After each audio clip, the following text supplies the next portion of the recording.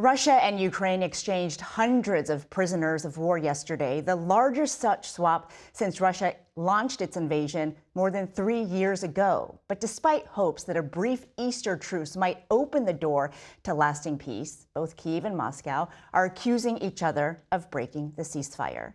Pennsylvania Republican Congressman Brian Fitzpatrick is just back from a trip to Ukraine's front line, and he joins us this morning from Langhorne, Pennsylvania. Congressman, thank you for being here. Good morning, Ouija. Happy Easter. Happy Easter to you, too. So just hours ago, you landed from that visit to Ukraine, and you had a chance to sit down with President Zelenskyy. Did you talk about the status of the peace agreement that the U.S. is trying to broker? We sure did. I spent a lot of time with him, one-on-one. President Zelenskyy and I have spoken many times. I consider him a friend now and a great leader. And yes, we talked at length about a whole host of topics. We didn't leave really anything out of the discussion. And obviously that day he was signing a memorandum of understanding on a minerals agreement, which they've gone back and forth on. You know, he and I had talks about the security guarantees. That's obviously a big concern of his. He is rightfully concerned. The history is with the Budapest Memorandum, when Ukraine was the third largest possessor of nuclear weapons, they gave them up voluntarily based on a memorandum, also a memorandum in 1994, that said that they would get security guarantees in exchange for giving up their nuclear arsenal. And as it turns out, that promise was not kept by none other than Russia, right? Go figure. So he has justifiable concerns, but we talked through that because we do want this economic partnership to be the precursor to security guarantees. And just a quick follow on that, Congressman. The president indicated in the Oval Office on Thursday that that deal would be signed next week.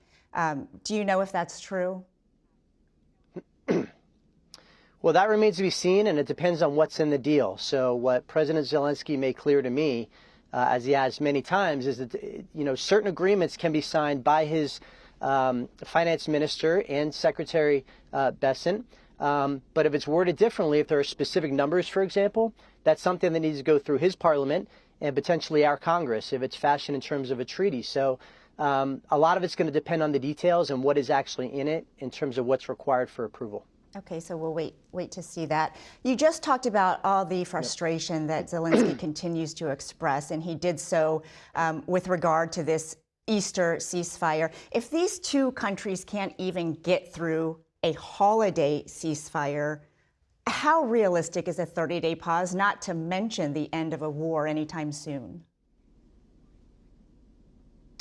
That is entirely up to Vladimir Putin. The man has never kept his word ever in any context, as far as I'm aware. So we have to know what we're dealing with. Our government, I hope, knows who they're dealing with Vladimir Putin. He's not a man of his word. He's not interested in peace. I hope he gets there. He is not all that different, Ouija, from the schoolyard bully. If you look at Russia, right, obviously it's huge geographically, but a population of about 150 million people, about half the size of the United States, 1/5 the size of Europe, a total GDP of $2 trillion. That's the GDP of the state of Texas.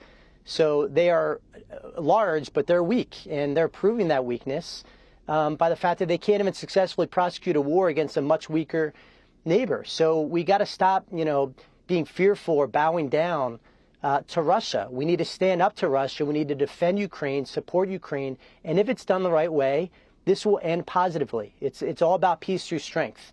There's peace through strength and there's war through weakness. There's no magical third option.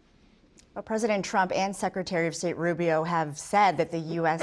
has to figure out if a deal is doable in a matter of days or just move on. And on Friday, I asked President Trump about this fresh sense of urgency. Here's what he said. What do you need to see from both sides in order to keep negotiations going? What do you want to see from Russia and Ukraine?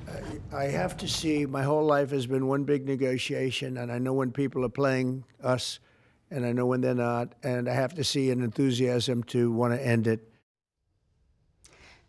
How much of this demand, Congressman, for enthusiasm do you think is a direct message to Russia? And how much time do these two sides have to get something done?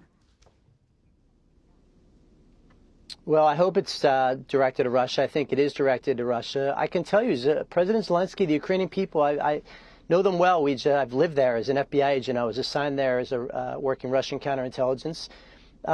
They want peace. They're a peaceful nation. They're democratically elected officials, including President Zelenskyy. They want peace. They did not ask for this invasion. They did not provoke this invasion. They were invaded by Vladimir Putin, who had been telegraphing this punch for years. We all knew what he was intending to do, and now he's doing it. He views the fall of the Soviet Union as the greatest geopolitical disaster of our lifetimes, and he's trying to reconstitute it. Step one is Ukraine. We cannot allow him to do that. And what we also can't allow is for the precedent being set here that dictators are going to be rewarded for violating the territorial borders and territorial sovereignty of their neighbors. We cannot reward that. So, I want to say this too. I think Secretary Rubio is doing a great job. He's a smart man. He understands Putin. He understands the dynamic of the Russia-Ukraine conflict and the history there. And I have full faith in his ability to barter a just and fair agreement. But it's important to remember, and this applies to all agreements where we facilitate as a nation, that it's ultimately up to the nations to accept and abide by those conditions. President Zelenskyy, the Ukrainian people desperately want peace. They've always wanted peace. They were a peaceful nation before Russia wrongfully invaded them, and they want to get it back. But it's got to be a just and lasting peace. And very quickly, Congressman, because we have to let you go soon, but if these talks fail, the president was ambiguous about whether the administration would continue to support Ukraine, and Speaker Johnson has earlier said that there was no appetite for additional aid. So will there be a new bill on the House floor? Quickly. Yeah, I don't want to get ahead of the administration or the speaker, but I will just leave it at this. I will do everything in my power to make sure that Ukraine wins this fight and that Russia loses and that we have a peaceful settlement. If you look at every time the Ukraine support has been put on the House floor, overwhelming support. Thank you, Congressman Fitzpatrick. Really appreciate your time.